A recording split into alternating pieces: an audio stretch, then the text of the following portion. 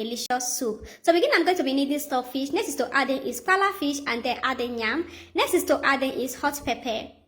For the seasoning, I'm going to be using knorr cube. So over here we have just 2 cubes of knorr. I just break in that. Next is for me to add in is pepper soup spices and then add in water. For the pepper soup spices, you can as well make use of calabash nutmeg and oda. So if you don't have the full ingredient, just these 2 is good to go. So just add in salt to taste and then cover this to cook for 10 to 15 minutes until the yam cook and come out very soft. Over here we are going to be needing catfish. I just sliced that into little bites, and at the same time I'm going to wash that with hot water. So this is very important. So this water is going to enable us to wash the fish at the same time to get rid of those draw when they come out. Okay, so after that I'm still going to use my knife to scrape the skin so that everything will just come out perfect like this. So just wash that until the fish come out nice, and this point is good to go. Back to the pot. At this point the yam has cooked, so once your knife can go through it, that means it's cooked and ready to go like this. So all I do is to separate all the yam out from the pot of meat, just like this. So next is for me to get that blend. Before that I'm going to be adding water, and next is for us to add in is the catfish, and the center I add in crayfish.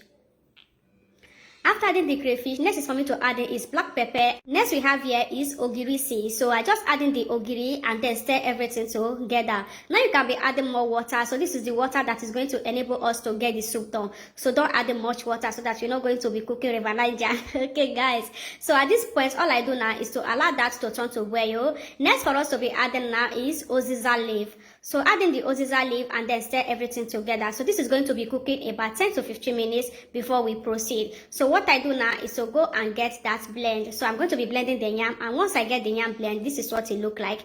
So it blend and come out perfect. All I do now is to transfer all the yam back inside the pot of soup like this.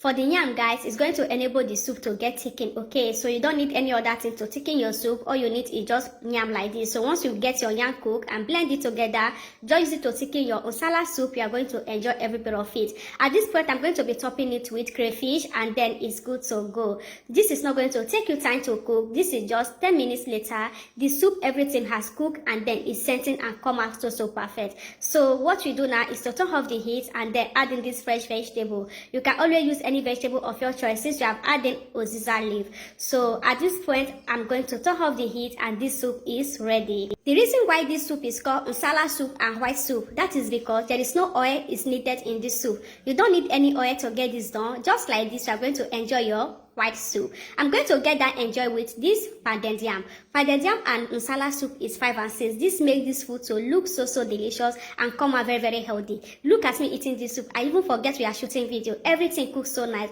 and everything was scenting and sweeting so perfect. Don't forget to share this recipe and try this for yourself in my next one. Bye.